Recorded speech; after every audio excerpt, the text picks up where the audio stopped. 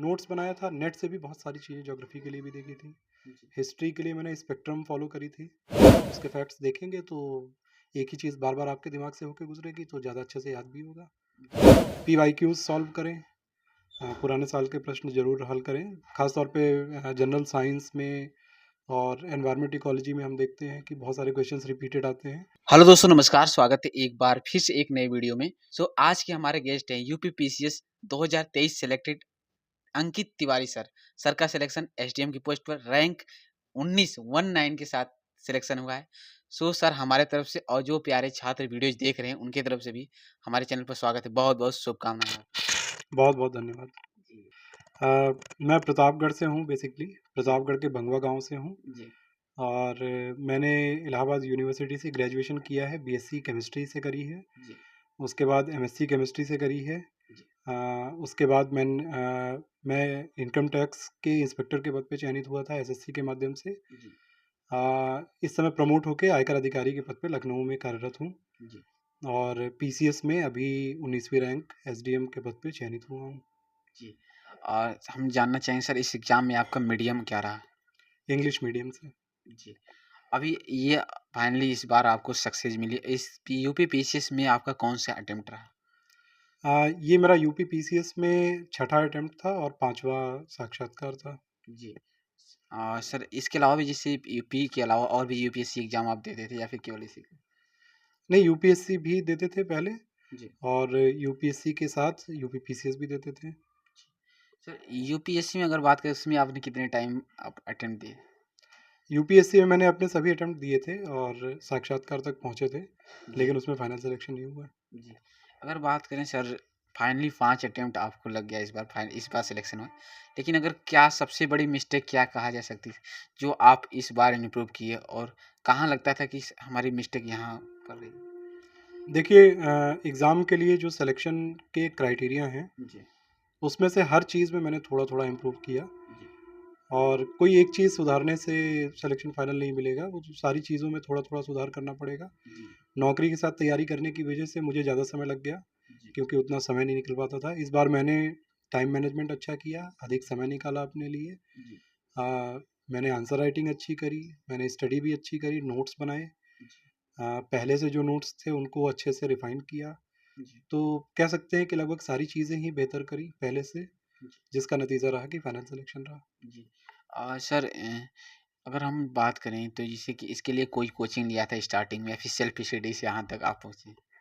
नहीं, नौकरी के साथ कोचिंग करना तो संभव है नहीं, जी। तो सेल्फ स्टडी से ही पूरी तैयारी करी है। जी। सर अभी जो 2024 के लिए जो स्टूडेंट्स प्रिपेयर हो रहे हैं इस बार और मात्र 40 डेज बचे हैं, 35 से 40 दिन। तो प्रीलिम्स के लिए क्या अपने इस आखिरी दिनों में किस तरीके से प्लान बनाएँ और किन चीज़ों पर ज़्यादा फोकस करें? आप प्रीलिम्स स्पेसिफिक जो चीज़ें हैं सिलेबस की, उस पे फ़ोकस करें। जी। नोट्स जो बनाए हैं ज्योग्राफ़ी, पॉलिटी इन सब विषयों के, उसको बहुत अच्छे से रिवाइज़ करते रहें अपने जी। और पीवाईक्यूज़ सॉल्व करें। पुराने साल के प्रश्न ज़रूर हल करें। ख़ास तौर पे जनरल साइंस में और एनवायरनमेंट इकोलॉजी में हम देखते हैं कि बहुत सारे क्वेश्चंस रिपीटेड आते हैं जी। और करंट अफ़ेयर्स के लिए 1-2 प्रामाणिक पुस्तकें लें और उसको अच्छे से तैयार करें, तो प्री में तो ज़रूर हो जाएगा फिर। जी। सर अगर प्रीलिम्स में के लिए आपने क्या रिसोर्सेज़ फ़ॉलो किया था थोड़ा वो बताइए जो आप पढ़े थे? जिसे थोड़ा डिटेल में बताइए हिस्ट्री, पॉलिटी, ज्योग्राफी और करंट अफ़ेयर्स। प्रीलिम्स के लिए देखिए हिस्ट्री, पॉलिटी, ज्योग्राफ़ी प्रीलिम्स की कोई अलग से तैयारी तो होती नहीं है। जी। ये प्री और मेंस की एक साथ तैयारी होती है। जी। तो जैसा कि सभी सोर्सेज़ जानते हैं, पॉलिटी के लिए लक्ष्मीकांत का जी। इस्तेमाल किया, जी। पॉलिटी के लिए बेयर एक्ट का इस्तेमाल किया जी। और पॉलिटी के लिए मैंने और 2 एक अच्छी किताबें पढ़ी थी लेकिन बहुत ज़्यादा नहीं। जी। सिर्फ़ रेफ़रेंस बुक के तौर पे यूज़ किया था। जैसे जे एन पांडे की कॉन्स्टिट्यूशनल लॉ, उसमें कुछ-कुछ टॉपिक्स जो बाकी जगहों से नहीं समझ में आते हैं जी। या मान लीजिए और आपको डिटेल्ड समझने की ज़रूरत होती है, तो कुछ-कुछ टॉपिक्स मैंने उससे भी पढ़े थे। जी। इसके अलावा करंट जो पॉलिटी की चीज़ें हैं, जी। वो अच्छी-अच्छी वेबसाइटों से पीआरएस की वेबसाइट से या न्यूज़ चैनल्स की वेबसाइट से भी फ़ॉलो किए थे मैंने। जी। इसके अलावा जैसे ज्योग्राफ़ी है, तो ज्योग्राफ़ी के लिए गोशिंग लियोंग की बुक यूज़ करी थी मैंने। जी। मेंस के लिए बहुत अच्छी बुक है, प्री के लिए भी अच्छी बुक है जी। और एनसीईआरटी की किताबें पढ़ी थी मैंने ज्योग्राफ़ी की। जी। पीएमएफआईएस की फ़िज़िकल ज्योग्राफ़ी मैंने थोड़ी देखी थी, पूरी नहीं देखी थी। कुछ टॉपिक्स उससे देखे थे जी, और नोट्स बनाया था। नेट से भी बहुत सारी चीज़ें ज्योग्राफी के लिए भी देखी थी। जी, हिस्ट्री के लिए मैंने स्पेक्ट्रम फॉलो करी थी। इसके अलावा मेडिवल और एंशिएंट के लिए अच्छी किताबें हैं बहुत सारी, जी, तो जो फैक्ट बेस्ड हैं उनको मैंने फॉलो किया था। मोटी मोटी यही किताबें थी। इसके अलावा पूर्वावलोकन घटना चक्र की मैंने हल करी थी। जी। क्या हाँ, सभी सब्जेक्ट की जो पूर्वावलोकन की या फिर ओनली किसी? जनरल साइंस की मैंने ज़्यादा अच्छे से करी थी। जी, बाकी हिस्ट्री की और पॉलिटी के कुछ टॉपिक्स मैंने देखे थे। जी। और सर जैसे पूर्वावलोकन की जो बुकें आती हैं थोड़ा-सा हम आपसे जानना चाहेंगे कि जैसे जो ऑप्शन होता है उसके नीचे एनालिसिस होता है, तो हम्म। क्या उनको भी देखना चाहिए और किस तरीके से पूर्वावलोकन की बुक पढ़ना चाहिए? आपका क्या तरीका नहीं, है? बिल्कुल बिना एनालिसिस देखे, जी, क्योंकि आप किसी ऑप्शन को देखेंगे, यदि आप उस प्रश्न का उत्तर नहीं जानते हैं जी, तो जाहिर सी बात है किताब में सर्च करेंगे कि ऐसा क्यों है। जी, और यदि छोटा सा उसमें एक डिटेल लिखा हुआ है तो उसको पढ़ने से आपकी समझ बेहतर ही बनेगी। जी, और मैंने देखा है उस बुक को कि उसमें बहुत सारे और फैक्ट भी आपको मिल जाते हैं आंसर में भी। जी, यदि आप बार बार उसके फैक्ट्स देखेंगे तो एक ही चीज़ बार बार आपके दिमाग से होकर गुजरेगी तो ज़्यादा अच्छे से याद भी होगा। जी, तो कोई उसमें समस्या नहीं है। और समय उससे आप बहुत नहीं बचा पाएंगे। अगर आप उसको नहीं देख रहे हैं तो बहुत समय नहीं बचेगा। जी, तो बेटर है कि जब पढ़ रहे हैं तो अच्छे से पढ़िए। जी। सर प्रीलिम्स के जो अगर बात करें जो ऑप्शनल एलिमिनेशन की प्रक्रिया हम्म, और आपने 5 टाइम यूपीएससी का भी अपनी एग्ज़ाम दिया है और यहाँ पीसीएस भी लगा था। हम्म। लेकिन आपसे हम जानना चाहेंगे कि जो कई बार ऐसा डाउट रहता है 4 ऑप्शन में 2 ऑप्शन लगता है ये नहीं हो लेकिन 2 ऑप्शन में कन्फ्यूजन रहता है 50-50 चांस रहता है। ये भी हो सकता है, ये भी हो सकता है। तो उसको किस तरीके से स्ट्रॉन्ग डिसीजन लें और क्या रिस्क लेना चाहिए?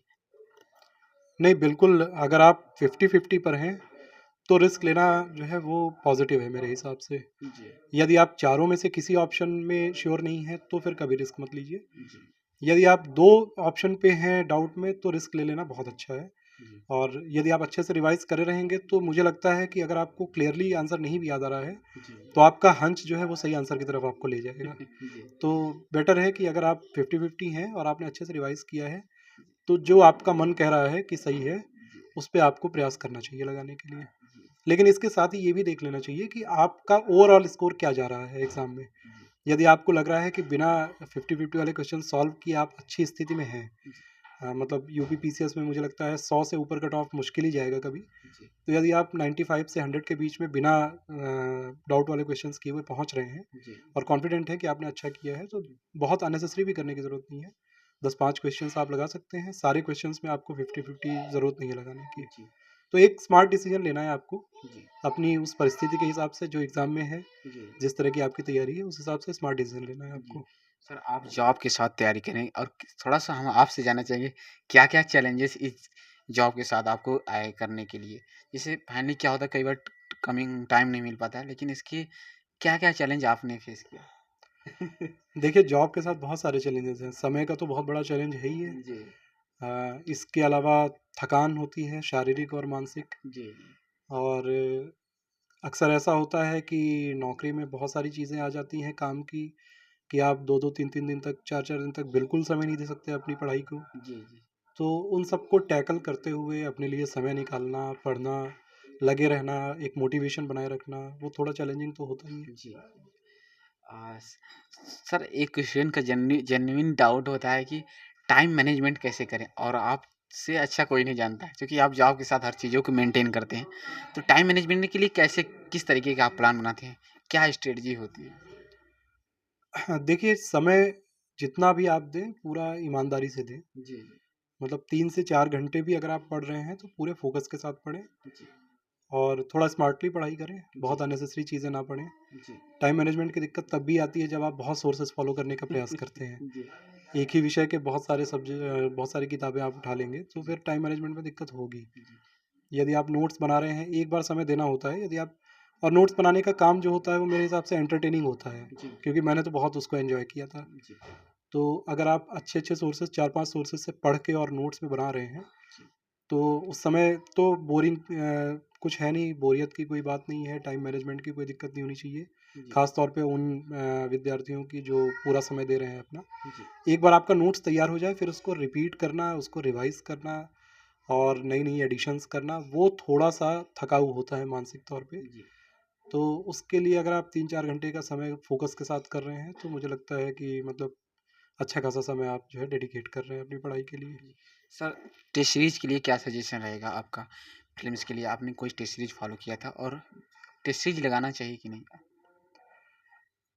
मेरे हिसाब से अपनी ज़रूरत के हिसाब से निर्णय लेना जी, सही है। जी, मैंने पर्सनली टेस्ट सीरीज़ नहीं किया था प्री के लिए, क्योंकि एक तो समय भी नहीं था, जी, और दूसरे मतलब मुझे लगता है कि यदि आप पीवाईक्यूज़ कर रहे हैं तो पीवाईक्यू और टेस्ट सीरीज़ मोटा-मोटा एक ही चीज़ है, जी, बहुत डिफ़रेंस नहीं है दोनों में। जी, तो प्रीलिम्स के लिए टेस्ट सीरीज़ मैंने नहीं किया था, हालाँकि यूटिलिटी है, और यदि आप करना चाहें तो मतलब बिल्कुल कर सकते हैं, कोई जी, दिक्कत नहीं है। मेंस के लिए मुझे लगता है टेस्ट सीरीज़ बहुत एसेंशियल है, जी, क्योंकि वहाँ पे जो आप लिख रहे हैं अ, उसको किसी एक अच्छे इंस्टीट्यूशन से अगर आप करते हैं और वो चेक करके आपको बताएँगे आपकी कमियाँ, तो वहाँ इम्प्रूवमेंट की बहुत गुंजाइश होती है। जी, तो मेंस के लिए टेस्ट सीरीज़ मेरे हिसाब से मस्ट है। जी। सर, अब आफ्टर प्रीलिम्स 4 मंथ के बाद मेंस का एग्ज़ाम होता है, तो थोड़ा हम आपसे डिटेल में जानना चाहेंगे जीएस 1 से लेकर जीएस 6 तक मेंस की क्या स्ट्रेटजी है और आपका कैसे उसको जीएस 1 से लेकर जीएस 6 तक सर बताइए? देखिए, नोट्स बनाना जी, सबसे पहला काम है। अ, ख़ास तौर पे जो हमारा सिलेबस है जी, यूपी पीसीएस का, जी, तो सिलेबस का कोई भी बिंदु ना छूटने पाए, ये ध्यान रखें। जी, जितने भी कीवर्ड्स हैं सिलेबस के, जी, उनको सबको तैयार करें। जी, किताबें फॉलो देखें या इंटरनेट से देखें, मटेरियल जहाँ से भी मिले उनको रेडी करें, नोट्स बनाएँ और उसको रिवाइज़ करें। जी, और इसके अलावा मुझे लगता है मेंस के लिए आप क्वेश्चन आंसर की प्रैक्टिस करें अच्छे से। जी, फैक्ट्स के नोट्स बना सकते हैं आप, एक छोटा नोट्स फैक्ट्स का बनाएँ। जी, मुश्किल से मुझे लगता है 4 से 5 पेज में आपके अच्छे-अच्छे फैक्ट्स आ जाएँगे सारे। जी, तो उसको रख के और आंसर में यूज़ करने की कोशिश करें, उसको जगह-जगह इस्तेमाल करें, जी, बार-बार रिवाइज़ करें ताकि वो फैक्ट्स आपके फिंगर टिप्स पे आ जाएँ। जी, और इसके अलावा और भी अच्छी-अच्छी मैपिंग की प्रैक्टिस कर लें, जी, ख़ास तौर पे यूपी जैसे पेपर के लिए मैपिंग बहुत इम्पोर्टेंट है। जी। तो ऐसे ही थोड़ा स्मार्ट प्रैक्टिस करके। सर, इस बार यूपी स्पेशल एक्स्ट्रा ऐड किया गया था हुँ। और बहुत सारे छात्रों को नया भी था, तो कई बार स्टूडेंट्स का कमेंट्स आता है, इसके लिए आपने कंटेंट कहाँ से प्रेफ़र किया था यूपी स्पेशल के लिए? यूपी स्पेशल के लिए कोई एक सिंगल कंटेंट मैंने नहीं यूज़ किया था। जी, कुछ किताबें पढ़ी थी और कुछ ऑनलाइन सोर्सेज़ यूज़ किए थे, यूपी गवर्नमेंट की वेबसाइट्स यूज़ करी थी मैंने। अ, विकिपीडिया या इस तरह के बहुत सारे न्यूज़ आर्टिकल्स से, तरह-तरह के आर्टिकल से, जी, मतलब बहुत सारे सोर्सेज़ से मैंने निकाला था। जी, मेरा फ़ोकस जो था वो सिलेबस पे था। जी, सिलेबस के बिंदु जो हैं वो जी, इम्पोर्टेंट हैं। जी, ठीक है? जैसे यूपी का कोई भी एक आप पॉइंट लेके बैठे हैं, यूपी के मेले लेके बैठे हैं, जी, तो किसी किताब में आपको 5 से 6 मेलों के बारे में जानकारी मिल सकती है, किसी दूसरी पुस्तक में हो सकता है 2-4 और मेले लिखे हों। इसके अलावा थोड़ा-सा समय आप अपनी तरफ से दीजिए, आप उन मेलों के बारे में एक बार सर्च कर लीजिए, जी, नेट पे देख लीजिए, और फिर अपना एक छोटा-सा नोट्स बना लीजिए, जी, और साथ में उसको कैसे ऐड करेंगे, एक यूपी का मैप बनाइए खुद से, जी, और उसमें आप मार्क कर दीजिए जिलों के हिसाब से कि कहाँ कौन से मेले हैं। जी, तो ये आप एक छोटा-सा नोट्स बना लीजिए, एक पेज में आपका सारा मटेरियल भी आ जाएगा और मैपिंग भी आ जाएगी, और थोड़ा-सा जो उसमें से इम्पोर्टेंट मेले हैं, जी, उनके बारे में पढ़ लीजिए कि उनमें क्या चीज़ें अच्छी होती हैं, जी, क्या किसी मेले के बारे में क्या ख़ास है। तो ऐसे एक टॉपिक आप कंप्लीट कर लेंगे। जी, ऐसे करके आपको टॉपिक वाइज़ नोट्स बनाना है। जी, तो सोर्सेज़ आप जहाँ भी ढूँढ सकें, जहाँ भी मटेरियल ढूँढ सकें, जी, लेकिन अच्छी जो प्रामाणिक सोर्सेज़ हैं, उन्हीं को फ़ॉलो करें। जी। सर, जैसे आपने बताया अभी विकिपीडिया का नाम लिया, इसके अलावा भी कोई वेबसाइट जो आपको इस एग्ज़ाम में या फिर हेल्प मिला हो टेलीग्राम चैनल, तो आप बता सकते हैं? हमारे साथ बहुत सारे छात्र जुड़े हुए हैं। नहीं, टेलीग्राम चैनल तो नहीं था कोई।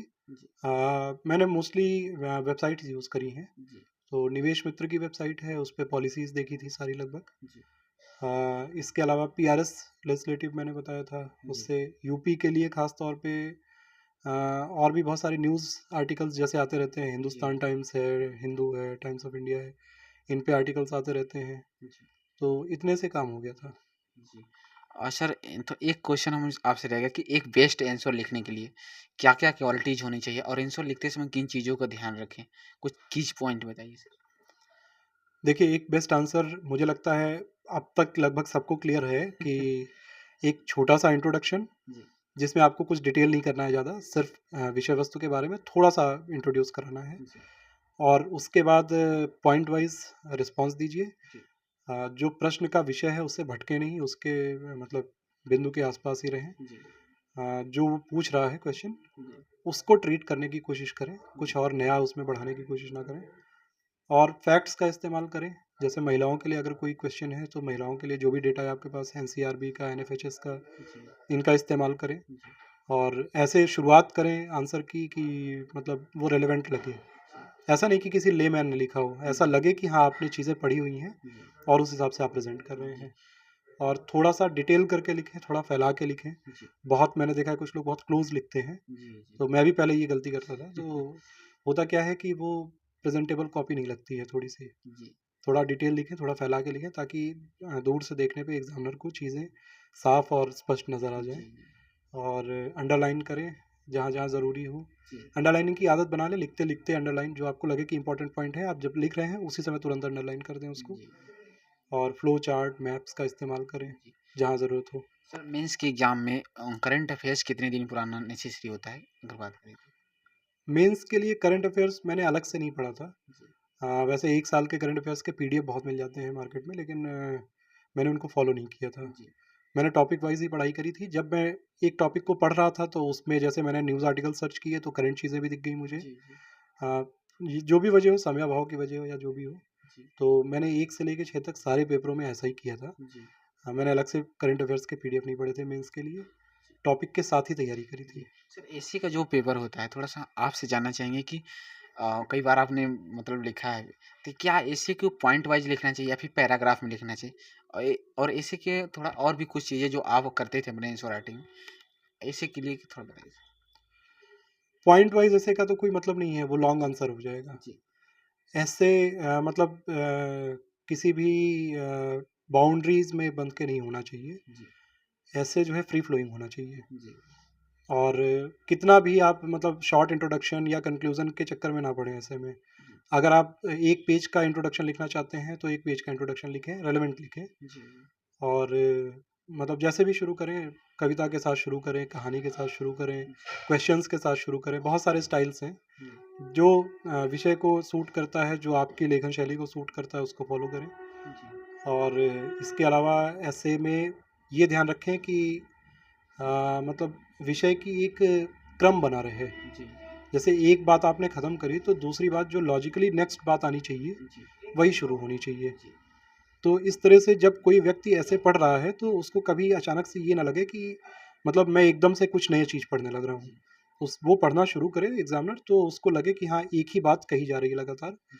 लेकिन उसके सारे एस्पेक्ट्स कवर हो जा रहे हैं। जी, और एक शॉर्ट टर्म भी यूज़ होता है स्पेकली करके कि सोशियो पॉलिटिकल और कल्चरल और हिस्टोरिकल जितने उसके एस्पेक्ट्स हैं किसी इशू के, जी, वो सारे आप यूज़ करें, जी, तो ऐसे अच्छा हो जाएगा जी। उससे। सर एक स्टूडेंट्स का कमेंट्स था कि कई बार क्या होता है कि पेन का भी क्या रोल होता है और आंसर राइटिंग में और कौन सी पेन आपने यूज़ किया था? और क्या इसका आंसर राइटिंग में भी इफ़ेक्ट पड़ता है? हाँ, बिल्कुल असर पड़ता है। पेन जी, जो आपकी लेखन शैली को सूट करता है, वो पेन जी। यूज़ करिए सर करना आपने चाहिए। कौन-सी यूज़ किया था? जी, मैंने एक जेल पेन यूज़ किया था, जी, ऐड की, जी, तो अ, वो मेरी ग्रिप के हिसाब से अच्छा था और उसमें स्पीड भी अच्छी बन रही थी। जी, और बहुत पतली निब का यूज़ करने से थोड़ा-सा क्या होता है कि पेज भरा-भरा नहीं लगता जी, जी, है ना? आपको एक पेज को भरने के लिए बहुत ज़्यादा लिखना पड़ेगा। जी, तो थोड़ा-सा मोटी निब यूज़ करें, जी, 0.56 तक का कम से कम, जी, जो थोड़ा-सा देखने में भी सुंदर लगे और जिसकी स्पीड अच्छी हो, जी। फ्लो सर अच्छी ब्लू, हो। ब्लैक दोनों पेन यूज़ किए थे कि ओनली ओनली नहीं, ब्लू? सिर्फ ब्लू यूज़ किया था। Same blue. जी। हाँ, और सर जो न्यू स्टूडेंट्स हैं अगर पीसीएस की तैयारी में आना चाहते हैं, तो पहला कदम उनका यहाँ इस एग्ज़ाम में क्या हो? किस तरीके से पहला स्टार्ट करें? पहले बेसिक बुक्स सारे तैयार करें, जी, जो हर जगह बताए जाते हैं, जी, स्पेक्ट्रम वगैरह और जो मैंने अभी बताए थोड़ी जी, देर पहले। उनको अच्छे से तैयार करें। जी, स्टैटिक पोर्शन पूरा बहुत अच्छे से तैयार कर लें जी, और फिर न्यूज़ लगातार पढ़ते रहें जी, और मैगज़ीन्स फ़ॉलो करते रहें और अपने स्टैटिक पोर्शन को और बिल्ड करते रहें। जी, स्टैटिक और डायनामिक को लिंक करते रहें। जी, ये बेसिक तरीका है पढ़ने का। जी। सर कई स्टूडेंट्स कई बार नहीं होता है तो डिमोटिवेट हो जाते हैं और फाइनली आप 2012 से अभी तक लगभग लगभग 12 इयर्स 24 हो गया है। हुँ। अपना धैर्य बनाए रखे, एग्ज़ाम देते रहे।